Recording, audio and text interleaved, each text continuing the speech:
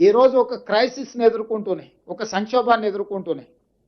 వీటన్నిటి దృష్టిలో core urban రీజియన్లో ఒక పారదర్శకమైన నిర్ణయాల ద్వారా భవిష్యత్తులో ఇలాంటి సంక్షోభాన్ని నివారించడానికి, కాలుష్యాన్ని తొలగించడానికి, ప్రణాళికబద్ధమైన అభివృద్ధిని చేయడానికి ఈరోజు కోర్ అర్బన్ రీజియన్ మొత్తాన్ని 2170 స్క్వేర్ కిలోమీటర్ల ప్రాంతాన్ని సర్వీస్ సెక్టర్ కింద మారుస్తున్నాం.